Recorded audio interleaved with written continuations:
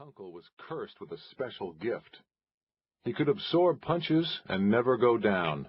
Young Ironsides, the Marines called him, and Boilerplate, and Kid Granite Jaw. Then the inevitable happened. Wally took on an opponent 30 pounds heavier than himself. He showed the courage of a little bull, but absorbed a fearsome beating. Corporal O'Hara pleaded for him to throw in the towel when a sudden change of fortune occurred. Wally's opponent became so exhausted that he could no longer lift his arms or catch his breath, and that was that. After laying out the bully boy, Wally collapsed. Corporal O'Hara lifted Wally in his arms and carried him back to the barrack and declared his boxing career over. When the juvenile constable came looking, Wally was kept hidden, and the Marines advised the constable not to come looking again. Well, they had pet dogs and such, but Wally presented a different problem. Fortunately, the platoon commander, Lieutenant Merriman, was a right fair guy, and noting the men's affection for Wally, had some documents fixed up to state that Wally Kunkel was actually 16 years of age, and he was sworn in as a Marine. At 13, he became a Marine drummer boy. By 1860, 11 Southern states had formed a coalition to preserve the institution of slavery and threatened to secede from the United States if Mr. Lincoln was elected president. In November, Abraham Lincoln won. Southern states called up their militias. Southern-born officers resigned from the Army and headed home to organize the Rebels' Army. Wally Kunkel's platoon, designated as the 1st Philadelphia Marines, was ordered from the Navy Yard and boarded a troop train that swept down from Boston and New York. The train was met at each stop by dignitaries on stands covered with bunting, and bands hustling up profound patriotic music and cheering citizens. The Confederacy demanded that the federal fort guarding Charleston Harbor be evacuated. When Lincoln refused, Fort Sumter was shelled and captured. The zealots in the North demanded quick and decisive punitive action. This brazen Confederate act, they said, was no more than a dare. Quick victory was the demand. Soon, two poorly trained forces were moving toward each other, but the Confederate states, knowing the fight would come, had a more skilled officer corps. Nevertheless, Washington was in a state of celebration. Everyone knew exactly where the battle would take place. The newspapers printed maps of the coming battlefield. Congressmen, civil servants, and civilians from the capital packed picnic lunches and took to the turnpike, already clogged with troops marching to the front. 30 miles from Washington and 100 miles north of Richmond, sitting in a gap of a northern Virginia mountain range, sat the town of Manassas, unexceptional except for the rail junction that went off in all 4 directions. For the Union forces to capture the Manassas Gap meant splitting the Confederate forces in half and opening the gates to Richmond. On rolling hills overlooking Manassas, thousands of spectators from Washington spread their picnic lunches and cheered their lads moving down into the fray. The 1st Philadelphia Marines was led by Lieutenant Merriman, who kissed his wife and daughters as he marched past. The Army's guns moved on horse-drawn caissons, and Kunkel had to beat quick time to keep up with them. At a creek named Bull Run on Jerome House Hill, they set up near a stone bridge.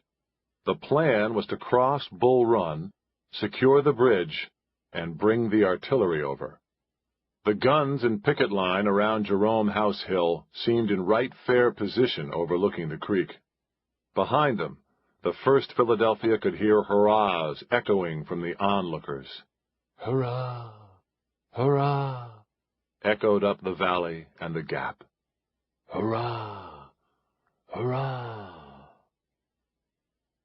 Master Gunnery Sergeant Kunkel's reverie faded to a wisp. "It's early yet," Innkeeper Pritchard said, preparing the tables for evening drinks and fare. "Your mates will be along." The gunny nodded in thanks for the ale. "A reunion? Celebration?" Mr. Pritchard pressed. "Bull Run," Kunkel grunted. Bull Run, indeed. I was just 10 years old. This was my old man's place then. I see you've known glory. If Bull Run be glory, then fuck glory. As Wally Kunkel drummed the 1st Philadelphia onto Jerome House Hill, they could hear the popping of musket fire. Lieutenant Merriman set up a defensive picket line peering down at the creek and stone bridge as the Army artillery set up a battery of cannons. If the Rebs showed up and made an attempt to cross, the 1st Philadelphia would repulse them, rise and lead the Marine battalion over the bridge, secure it, get the artillery across, and help open the road to Richmond. That was the plan. Bursts of rebel cannon stepped up to the creek, then up the hillock to Jerome House. The Federal artillery responded, and the bright day turned an instant gray, and the air shrieked with shells going out and shells coming in. The sound became unbearable despite the wads of cotton stuffed in the soldiers' ears. The Confederates were on target first with a violent shaking of the earth. Wally Kunkel was struck by a flying object that smashed him to the ground and sent him crawling on all fours in search of his drum. He screamed as he saw the missile that had struck him was Lieutenant Merriman's leg. It shocked him from his fear as he crawled to the officer, took off Merriman's belt, and made a tourniquet on his stump. Corporal Paddy O'Hara knelt beside them and stared at the sheet-white, fast-dying officer. "Can you hear me, sir?" "Aye," Merriman croaked. "They got 2 of the cannons and the artillery officer. We've lost both sergeants." Another burst, and Wally and Paddy threw themselves atop the lieutenant. "Shit, man!" Paddy yelled. "Some of our people are breaking rank." Merriman gasped out. "We're on the far flank, O'Hara. We have to hold or they can break through to the turnpike." Then he said no more. "I need an officer," Paddy yelled. Looked around, saw no one. "Boilerplate, I'm it. Can you get useful?" "Aye. Aye." "All right now. Crawl about, keep low. Pick up every musket and powder horn you can find, and carry them to the big boulder behind the tree. Go!" Paddy took command, shoring up his picket line.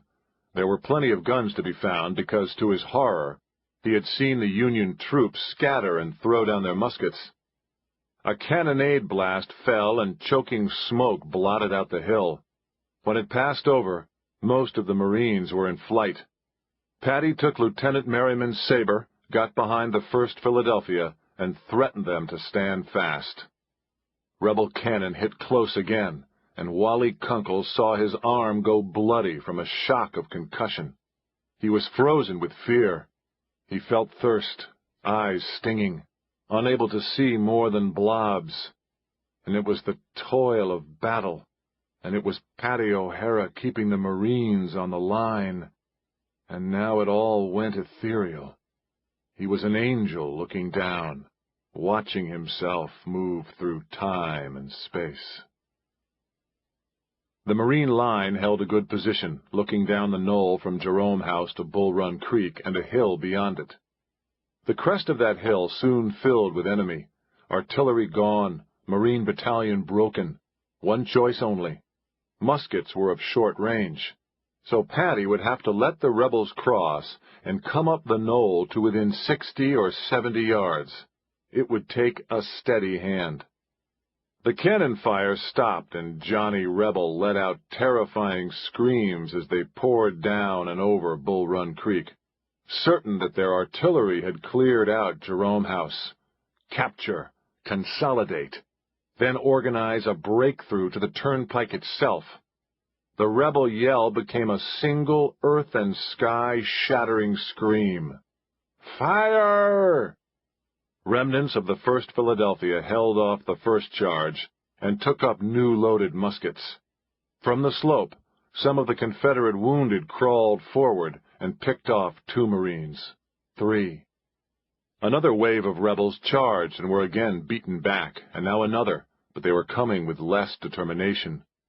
Paddy's line became thinned out pitifully when a breakthrough came. The strength of the 1st Philadelphia's numbers had